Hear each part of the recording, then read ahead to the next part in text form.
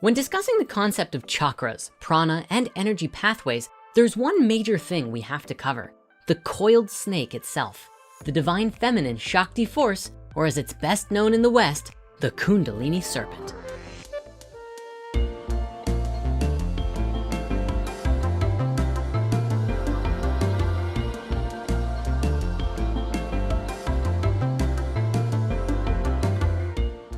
In yogic philosophy, the Kundalini is a manifestation of the cosmic divine feminine known as Shakti, and is often said to be located in or around the root chakra, solar plexus, or at the base of the spine. When cultivated with care, an open heart, and disciplined tantric practice, a Kundalini awakening can bring tremendous spiritual power and liberation. It's safe to say that anyone who has delved into yoga or Hindu philosophy at any point has probably come across this idea. The history behind this vital force, though, is not as well known.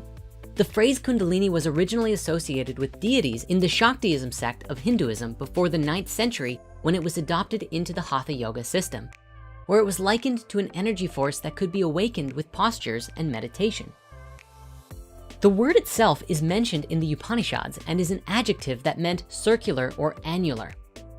But it isn't until the 12th century Rajatarangini text that it's likened to a snake being coiled. In the Mahabharata epic, there is a Naga, old school serpent deities, called Kunda, whose name is thought to have meant bowl or container, which probably had a linking effect too. Later on, after being taken in by the Hatha yogis of the 16th century, Kundalini started to become used as a technical word to describe practices, rather than being an energy or God force itself. Our modern visualization of it as a snake, though, can be attributed to the Indian spiritual teacher 𝗡𝗟𝗢, who translated the word as coiled power, saying that it was a force of energy coiled at the base of the spine like a serpent. Awakening the Kundalini force is said to open the chakras as it climbs the spine towards the crown, giving us great insight, knowledge, and psychic power as it moves through our body. And like the chakras themselves, everything from meditation and breath work to yoga can serve to guide it into an awakening. Each chakra is said to contain special characteristics, and with proper training, moving the Kundalini through each chakra can help express or open those aspects of yourself, revealing the inner worlds of the divine forces and consciousness of the soul and spirit. It's worth noting, though, that many Hindu texts caution against waking it up too early or without a guide who can help you through it, as an awakening too soon can cause an imbalanced energy field and disrupt the flow and have some weird side effects too. Hindu tradition often tells us that in order to integrate the spiritual energy that the Kundalini brings properly, a period of careful purification and strengthening of the body and nervous system is required beforehand. While a guide can be helpful, you yourself need to be prepared by doing things like breath work and meditation, exercise and eating healthy, and visualization to ensure a healthy awakening. But above all, like the Merkaba, the whole thing must be approached with an open and full heart. Many gurus and practitioners who have successfully awakened the Kundalini energy have described the feeling as a distinct electrical or heat current running along the spine, or a cool breeze being felt along the tips of the fingers, almost as if you're floating. The Divine Life Society have said that during an awakening, supersensual visions appear before the mental eye of the aspirant.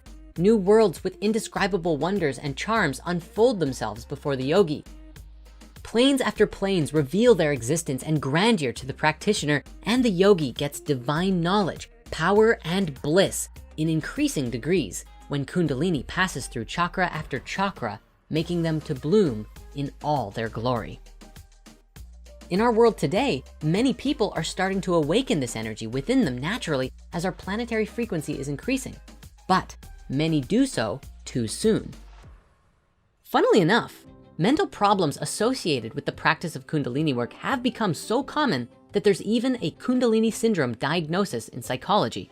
People like Turner and Barnhouse outlined a bunch of psychological difficulties appearing in people engaged in intensive spiritual practice in 1995. Later on, research in fields like transpersonal psychology found patterns of sensory, motor, mental, and affective symptoms associated with people going through a Kundalini awakening, and coined the term Kundalini syndrome. Now, we're not saying it's dangerous or anything like that. The Kundalini energy is a part of you and entirely natural. So like the chakras, there's no need to be afraid of it.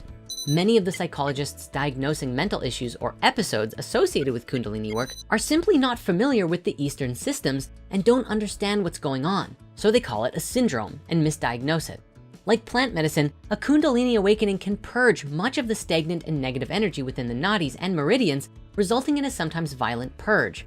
But this should be seen more as a flushing out of the old to make room for the new, more than a syndrome or issue. It's even believed in New Age groups that all living things have a Kundalini, as it's a form of dormant spiritual energy that connects us to the universal cosmic flow. Following Drunvalo's account, even the earth has her own Kundalini. Drunvalo tells us that every 13,000 years, a sacred and secret event takes place that changes everything. Mother Earth's Kundalini energy emerges from its resting place in the planet's core and moves like a snake across the surface of our world to wherever the next spiritual center will be. Once it was at the home in ancient Lemuria, and then it moved to Atlantis, then to the Himalayan mountains of India and Tibet. And with every relocation, it changed our understanding of what spirituality means to us as a species, including a masculine or feminine dominance in our overall understanding. Recently, with much difficulty, the world serpent moved from Tibet to the Andes Mountains of Chile and Peru. Some people even believe it to be residing along with the sacral chakra of the earth inside Lake Titicaca. One thing can be certain though, whenever the Kundalini moves, a huge paradigm shift often follows, which could be the secret reason or code behind many of the events going on in the world today.